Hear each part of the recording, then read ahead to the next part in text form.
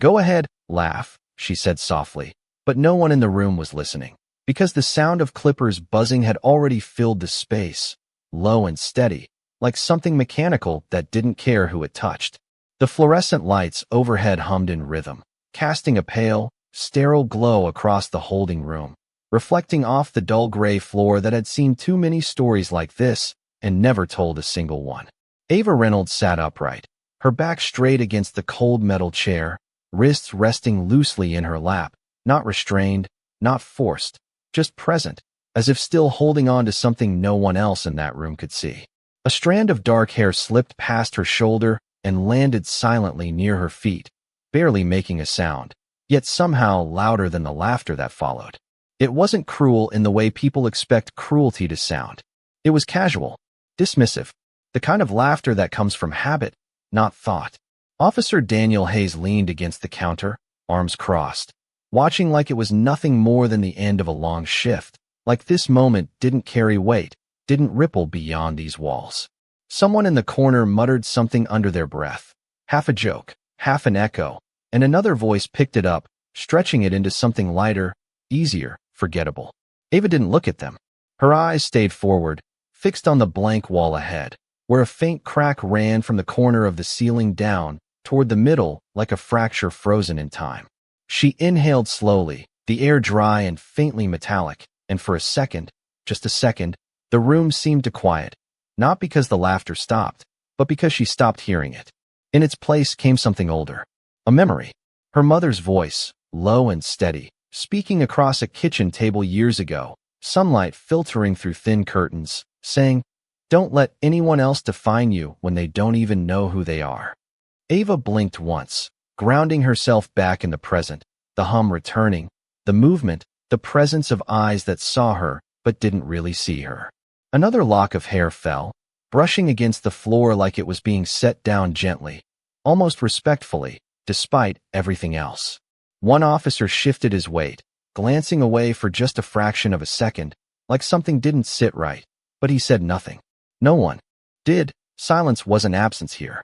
It was choice. Ava's fingers curled slightly against her palm, not in tension, not in fear, just awareness. She cataloged everything without looking, the badge numbers, the voices, the rhythm of the room, the way time stretched when people thought it didn't matter. The buzzing slowed, then stopped. For a moment, there was nothing, no laughter, no sound, just the faint echo of what had been. Ava lifted her chin just slightly, her expression unchanged, calm, composed, unbroken in a way that didn't need to prove itself. She exhaled, steady and quiet, as if releasing something invisible, something heavier than what had just happened. And in that stillness, before anyone spoke again, before the room returned to its careless noise, something shifted, subtle, unspoken, but real, like a line had been drawn that no one else had noticed crossing, not yet. The room did not change when they left her there, not really, but the absence of their voices made everything else louder, the hum of the lights, the distant echo of a door closing somewhere down the hall, the faint ticking of something unseen that measured time in a place where time was not supposed to matter. Ava Reynolds remained seated for a moment longer after the last pair of footsteps faded, her posture still upright, her breathing steady, as if she had trained herself long ago to outlast moments exactly like this. Then slowly, almost carefully, she raised her hand and let her fingertips brush across her scalp, not searching for what was gone, but acknowledging what remained, the warmth of her skin under the cool air, the quiet proof that she was still here, still whole in ways that could not be altered by anyone else in that building. The metal chair creaked softly as she shifted her weight, the sound small but sharp against the silence. And for the first time since she had been brought in, she allowed her gaze to move, taking in the narrow room, the scuffed floor, the faint outline of old marks along the wall where others had leaned, waited, endured. It was not unfamiliar. Not the place itself, but the feeling of being placed somewhere you were not meant to stay, somewhere people assumed you would not be seen beyond the surface of who they decided you were. Hours earlier, she had been walking down Broad Street, the late afternoon sun reflecting off glass windows, her phone tucked neatly into her coat pocket, a folder held close against her side, the edges slightly worn from use. Inside that folder were notes, case references, arguments she had spent weeks refining, each page marked with careful precision, every line backed by something stronger than opinion. She had been thinking about timing, about how she would present her opening statement, about the weight of every word in a room where people listened for reasons to doubt. She had not been thinking about this. The sound of a passing siren had cut through the street noise back then, drawing her attention for just a second, just long enough for everything to shift in a way she could not have predicted, voices calling out, footsteps approaching, questions that were not really questions, and then the subtle but unmistakable shift in tone when answers were not enough. She had explained who she was, clearly, calmly, offering her identification, her credentials, her destination, but something in the exchange had already settled into a direction that did not require truth to continue. Now, sitting in the stillness of the holding room, she let that memory settle without resistance, not replaying it in frustration, not reshaping it in anger, but placing it exactly where it belonged, as a fact, not a definition. Her eyes lowered briefly to her hands, resting in her lap, steady and composed, the same hands that had spent years turning pages, writing notes, building something piece by piece without shortcuts or exceptions. She flexed her fingers once, slowly, grounding herself in the present again, then leaned back slightly, allowing the cool metal to press against her shoulders. Somewhere beyond the door, a voice rose and fell, indistinct, followed by the sound of a radio crackling to life, and then fading again. Ava closed her eyes for a brief second, not to escape, but to center, drawing in a measured breath and releasing it just as evenly. Whatever came next, she would meet it the same way she had met everything else, not by reacting to what was placed in front of her, but by standing in what she knew to be true, regardless of who chose to see it or not.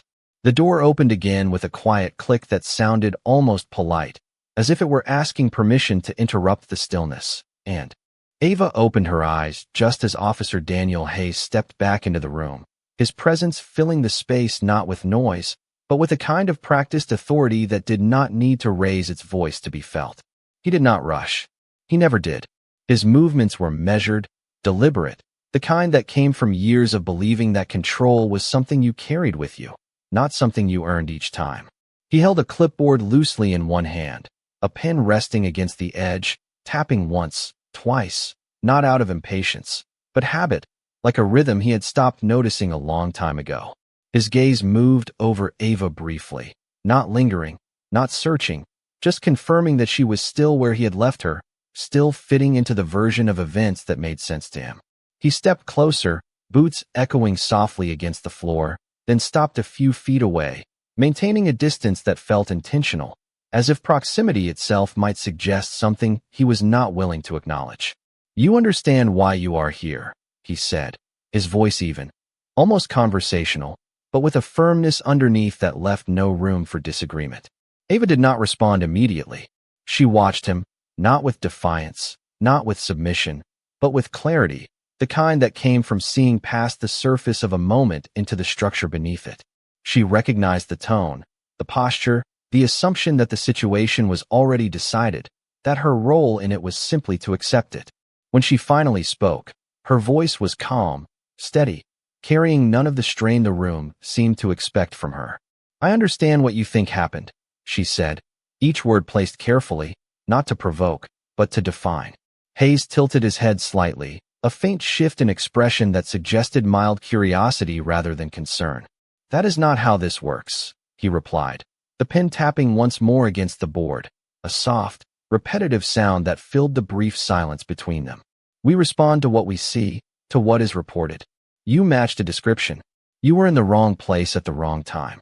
Ava let that settle, not interrupting, not correcting immediately, allowing the weight of his words to reveal itself fully before she answered. "Descriptions are not conclusions," she said, her eyes holding his now, steady and unwavering. Not challenging, but refusing to be reduced. For a moment, something shifted, subtle and fleeting, a hesitation so slight it could have been mistaken for nothing at all, but it passed quickly, replaced by the same composed certainty he had carried in with him. Hayes looked down at the clipboard, scanning a line as if it reinforced what he already believed, then looked back up.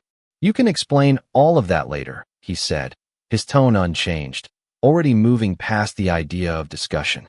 Right now, we process, we verify, and then we move forward. The words were structured, procedural, clean in a way that removed responsibility from the person speaking them, placing it instead on a system that rarely questioned itself. Ava nodded once, not in agreement, but in acknowledgement, understanding the framework he was operating within, even if he did not see it the same way.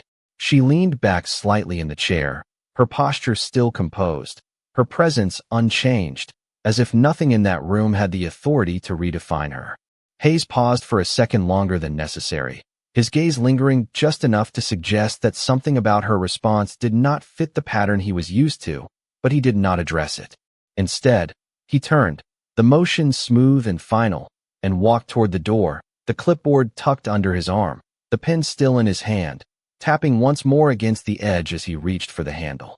The door opened, then closed behind him with the same quiet finality, leaving the room exactly as it had been before, except for one thing that had shifted without being spoken, a small fracture in certainty that neither of them had named, but both had felt. Time stretched in the quiet that followed, not in minutes, not in hours, but in the way the air itself seemed to settle heavier against the walls, pressing gently but persistently against everything inside the room. Ava Reynolds remained still, but not passive, her awareness moving where her body did not, tracing the edges of the moment, measuring what could not be seen. Somewhere beyond the door, voices overlapped, distant and indistinct, rising and falling in patterns that spoke of routine, of people moving through their day without interruption, without question. But inside the room, the stillness held. She tilted her head slightly, listening, not for words, but for rhythm, for the subtle cues that revealed more than language ever could. Footsteps passed once, then again, heavier this time, slower, accompanied by the faint jingle of keys. A pause outside the door, then movement again, fading. Ava exhaled slowly, her breath controlled, deliberate, as if each inhale and exhale was a decision, not a reflex. Her gaze shifted toward the narrow strip of light beneath the door, watching how it dimmed and brightened with passing shadows, each one a reminder that the world outside continued uninterrupted, even as hers had been placed on hold. She lowered her eyes to her lap again, studying her hands, not because there was anything new to see, but because grounding in the physical kept everything else from drifting. The faint imprint of the folder she had carried earlier still lingered in her memory, the weight of it, the texture of the paper edges against her fingers, the quiet reassurance of preparation. That preparation had not disappeared.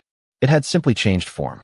Her mind moved through details with precision, cataloging the sequence of events, the words spoken, the tone behind them, the assumptions embedded in every exchange.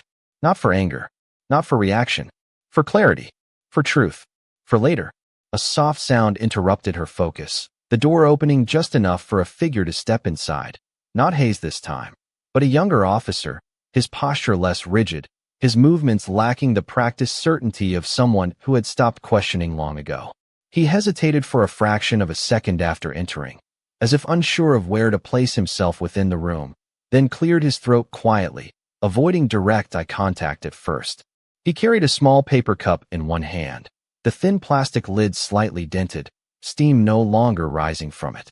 "Water," he said, placing it carefully on the metal table beside her, the word simple, unadorned, almost apologetic in its brevity. Ava looked at the cup, then at him, her expression steady, unreadable in the way that comes from choosing restraint over reaction. "Thank you," she replied, her voice even, acknowledging the gesture without assigning it more weight than it could carry. The officer nodded once, quickly, as if relieved that the exchange required nothing further, but he did not leave immediately. Instead, he lingered, shifting his weight slightly, his gaze flickering toward the door, then back toward her, then away again.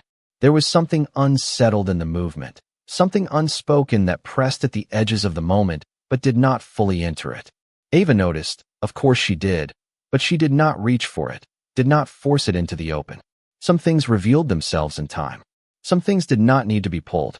After a second longer, he stepped back, turning toward the door, his hand pausing briefly on the handle before he spoke again, quieter this time, almost as if he were speaking more to himself than to her. "It will not take long," he said, though the words carried uncertainty, not assurance. Ava held his gaze for a brief moment, just long enough to acknowledge the difference between intention and reality, then gave a small, measured nod. "We will see," she answered, not dismissive, not confrontational, just true. The officer opened the door and stepped out, the light shifting once more before the room returned to its steady, unchanging state. Ava reached for the cup then, her fingers wrapping around the thin plastic, feeling the faint warmth that remained, grounding herself once again in something real, something present, something that could not be altered by perception alone. She lifted it slightly, then set it back down without drinking, her focus already returning inward, where everything that mattered was being held, organized, preserved. Whatever came next, it would meet a version of her that had not been diminished, only sharpened, only made clearer by the silence they had tried to fill with noise. The seconds did not announce themselves, but Ava felt them pass, each one settling into place like quiet markers along a path she had already chosen to walk with intention rather than resistance, her posture unchanged, her breathing steady, her awareness sharpened to a point where even the smallest shift in the room carried weight. The cup of water sat untouched beside her, its thin plastic sides catching the overhead light in a dull reflection, a small, ordinary object in a space that had tried to make everything feel less than ordinary. She glanced at it once more, not out of thirst, but recognition, a reminder that even in controlled environments, there were still gestures that slipped through, imperfect, incomplete, but real. Then the sound came again, heavier this time, more deliberate, footsteps approaching with a rhythm she recognized before the door even opened.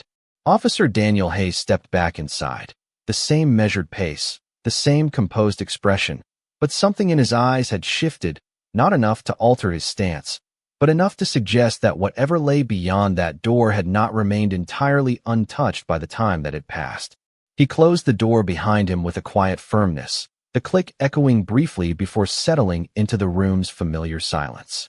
In his hand was the same clipboard, but now a second sheet had been added, clipped neatly beneath the first, edges aligned with precision that suggested order, control, finality. He did not sit. He remained standing, looking down at the page for a moment as if confirming what he already knew, then lifted his gaze to Ava, meeting her eyes directly this time, holding the contact just a fraction longer than before. "We ran your information," he said, his voice steady, but stripped of the casual ease it carried earlier, replaced now by something more contained, more deliberate. Ava did not move. She did not lean forward, did not ask, did not react.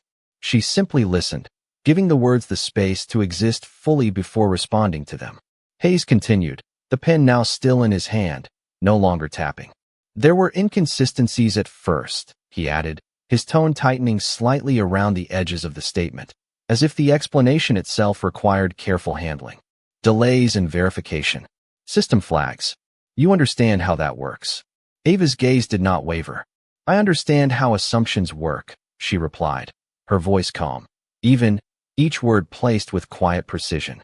The statement did not rise in volume, did not challenge directly, but it settled into the room with a weight that could not be ignored.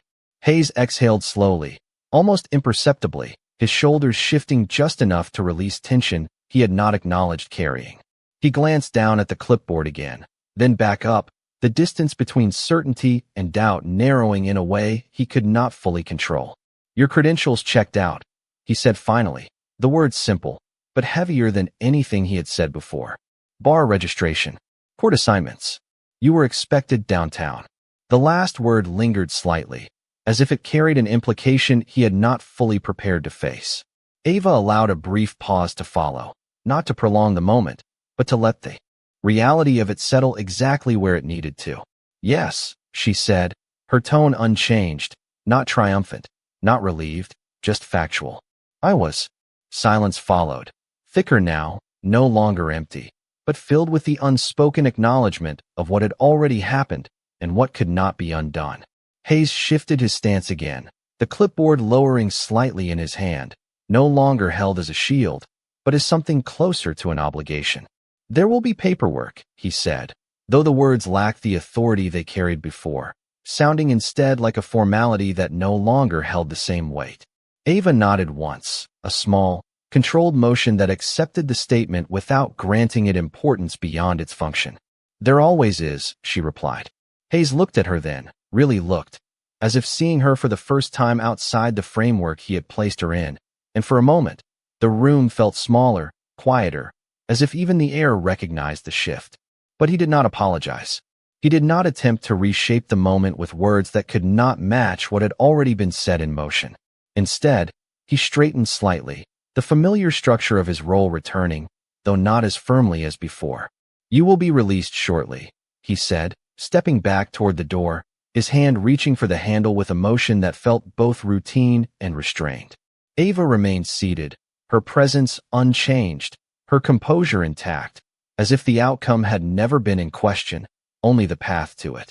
As the door opened and the light shifted once more, she did not move to follow. Not yet. She stayed where she was, grounded in the stillness, aware that what had just been acknowledged was not an end, but a beginning, one that would carry forward far beyond the walls of that room, into spaces where silence would no longer be mistaken for absence, and where truth, once seen, could not be unseen. The door remained open for a moment after Hayes stepped out, as if the room itself had not yet decided whether to release her or hold on just a little longer, and Ava Reynolds sat there, still composed, still grounded, allowing that space to exist without rushing to fill it. The hallway beyond stretched out in muted tones of gray and pale blue, fluorescent lights lining the ceiling in a steady row, each one casting the same even glow, the kind that erased shadows but never quite revealed warmth. A voice called out in the distance, followed by the rolling squeak of a cart moving across tile, the sound echoing faintly before fading into the background again. Ava rose slowly from the chair, the movement controlled, deliberate, as if standing was not simply a physical act but a transition, a shift from one space into another that required intention. The metal legs of the chair scraped lightly against the floor as she stepped away, the sound brief but clear, marking the moment in a way words did not. She reached for the cup of water, her fingers wrapping around it once more, then set it back down without drinking, leaving it exactly where it was, a quiet decision that needed no explanation. When she stepped into the hallway, the air felt different, not freer, not lighter, just wider, carrying more movement, more presence, more eyes that glanced briefly before looking away. No one stopped her. No one addressed her directly. But the awareness was there, subtle, unspoken, shifting in the way people adjusted their posture, in the way conversations dipped for half a second before resuming. Ava walked forward at an even pace, her steps measured against the polished tile, each one steady, unhurried, aligned with a rhythm she controlled entirely on her own. A younger officer stood near the desk ahead, the same one who had brought the water earlier, his posture straightening slightly as he saw her approach, uncertainty flickering across his face before settling into something quieter, more restrained. He opened his mouth as if to speak, then paused, the words not quite forming, and instead gave a small nod, acknowledging her presence in a way that carried more weight than anything he might have said. Ava returned the gesture with a slight inclination of her head, neither dismissing nor inviting, simply recognizing the moment for what it was. Beyond the desk, the front doors stood framed in glass, sunlight pressing against them from the outside, brighter than anything inside the building, creating a contrast that was almost sharp enough to feel. As she moved closer, the light shifted across her face, reflecting softly against her skin, revealing the outline of what had changed and what had not. She did not reach up to adjust her hair. She did not lower her gaze. She walked forward exactly as she was, unchanged in the ways that mattered, unaffected by the perception that had tried to define her. The door opened with a gentle push, and the outside air met her with a faint breeze, carrying the distant sounds of traffic, voices, the rhythm of a city that had continued moving without pause. Ava stepped out onto the sidewalk, the concrete warm beneath her shoes, the sunlight settling fully around her now, no longer filtered, no longer contained. She paused for just a second, not to look back, not to reconsider, but to take in the space in front of her, the direction she had been heading before everything shifted. Then she moved forward again, her pace steady, her posture unchanged, the folder she no longer carried replaced by something less visible but far more enduring, a clarity that had been tested and had not fractured, a sense of self that did not depend on who chose to recognize it. Behind her, the door closed softly, the sound barely noticeable against the noise of the street, but final in its own quiet way. And in that moment, as she continued walking, there was no need for words, no need for acknowledgement, because what had happened inside those walls had already begun to move beyond them, carried not by sound, but by the silent, undeniable presence of truth that refused to be diminished, no matter where it stood. 3 months later, the courthouse did not echo the same way the holding room had, but it carried its own kind of silence, one built not from absence, but from expectation, the quiet weight of decisions that would not fade once spoken. The marble floors reflected the morning light in long, pale streaks, stretching from the tall windows down the length of the hallway, where footsteps moved with purpose, measured, restrained, each one aware of where they were and what it meant to be there. Officer Daniel Hayes adjusted the collar of his uniform as he stepped through the security checkpoint, the familiar routine grounding him in something predictable, something structured, yet the tightness in his chest had not eased since he received the notice 2 days ago. Internal review. Mandatory appearance. Conduct under evaluation. The words had been clear, direct, leaving no room for interpretation, and yet he had read them more than once, as if repetition might soften their meaning. It had not. He moved down the corridor with steady steps, his expression composed, his posture aligned with the image he had carried for years, the one that did not bend under pressure, did not question itself in moments like this. But something lingered beneath it now, subtle, persistent, impossible to ignore. As he reached the courtroom doors, he paused briefly, not long enough for anyone to notice, just a fraction of a second where the rhythm of his movement broke, then resumed as his hand pressed against the handle. The door opened smoothly, revealing the interior space already settling into order, rows of seats filling gradually, quiet conversations threading through the air before dissolving into respectful silence. Hayes stepped inside, his gaze scanning automatically, noting positions, faces, exits, the way he always did, a habit that had never left him. He took his place at the front, near the defense table, setting his file down with controlled precision, the edges aligned, the papers untouched for the moment. A clerk moved quietly near the bench, arranging documents, checking a list, her movements efficient, unobtrusive. Hayes exhaled slowly, steadying himself, his eyes shifting toward the elevated bench at the front of the room, still empty, still waiting. The nameplate rested there, polished, catching the light just enough to stand out against the dark wood. But from where he stood, the letters were not yet clear, not yet distinct. He looked away for a moment, focusing instead on the familiar details around him, the flags positioned at either side, the seal mounted high on the wall, the structure that had always represented order, authority, clarity. Yet today, those things felt slightly altered, not in form, but in weight, as if they carried something more than they had before. A low murmur passed through the room as people settled, then quieted as the side door near the bench opened with a soft, deliberate motion. Hayes straightened instinctively, his attention drawn forward, his posture aligning with the expectation of the moment. Footsteps followed, calm, measured, unhurried, each one landing with quiet certainty against the floor behind the bench. The clerk stepped back, the room rising almost in unison, a collective movement that carried respect without needing instruction. Hayes stood as well, his eyes lifting toward the figure ascending to the bench, the robe falling into place. The presence composed, grounded, unmistakable in its authority. He did not recognize her immediately. Not at first. It was the posture that caught his attention, the stillness, the way she held the space without effort, without strain. Then her face turned slightly, the light shifting across it, revealing what he had not expected to see again. Not here, not like this. Ava Reynolds. The name connected before he could stop it, before he could separate the moment from the memory.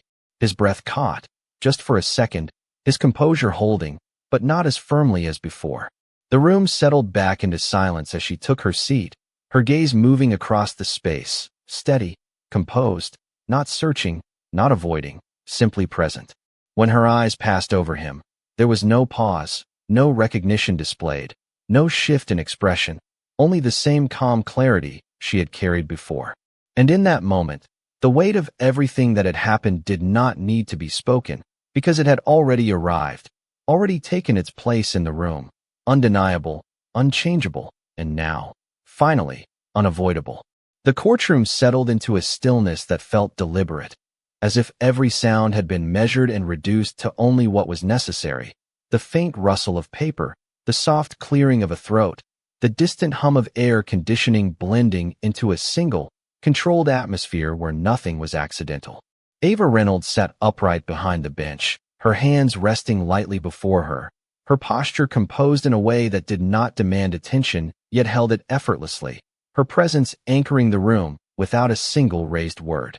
The clerk began reading the case details, each sentence clear, structured, outlining the events under review with careful neutrality, stripping them of tone, of context, of the subtle weight that could not be captured in written lines. Officer Daniel Hayes remained standing at the front, his gaze fixed forward, but his focus no longer steady, no longer anchored in the certainty he had carried into the room. The words being read were familiar, yet different now, each one landing with a clarity that had not existed before, each detail placed under a light that did not bend to assumption. Ava listened without interruption, her eyes moving occasionally across the documents before her, then returning to the room, not searching, not reacting, simply observing, absorbing, aligning everything into its proper place. When the reading ended, a brief pause followed, the kind that allowed the air to reset, to settle into the next phase without rush. Ava spoke then, her voice calm, even, carrying across the room with quiet authority that did not rely on volume to be heard. "Proceed," she said, a single word, measured, precise, opening the space for the process to continue without altering its course. The defense attorney began, outlining arguments that leaned on procedure, on interpretation, on the familiar structure of justification that framed actions within acceptable boundaries, his tone confident, practiced, each point delivered with the expectation that it would hold. Hayes listened, but the words did not land the same way they might have before, the distance between explanation and reality narrowing with each passing second. Ava remained still, her expression unchanged, allowing the argument to unfold fully, uninterrupted, giving it the space it required to exist before it could be examined.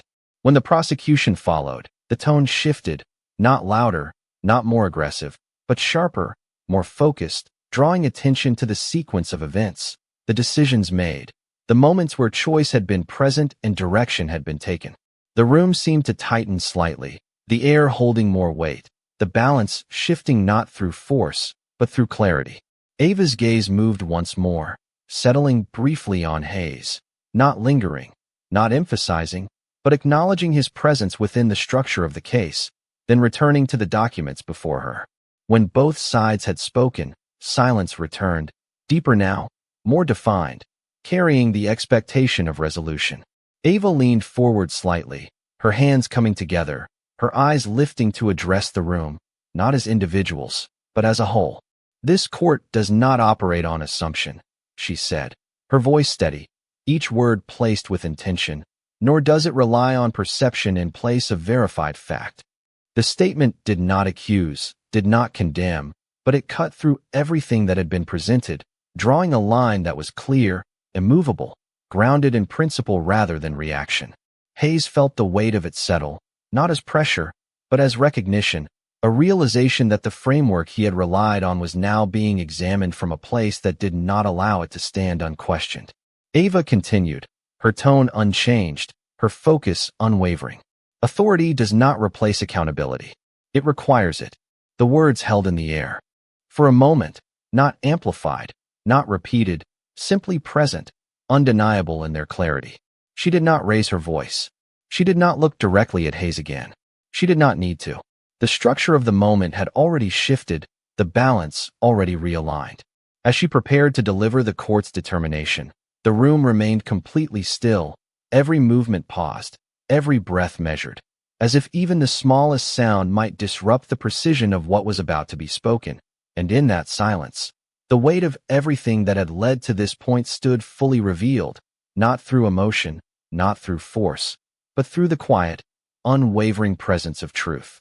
The silence held for a fraction longer than expected, not because the room did not know what was coming, but because it understood that what would follow could not be taken back once spoken, and Ava Reynolds allowed that silence to exist fully before she moved, her hands steady as she reached for the document before her, her eyes scanning the final lines not for confirmation, but for alignment, ensuring that every word reflected exactly what had already been established.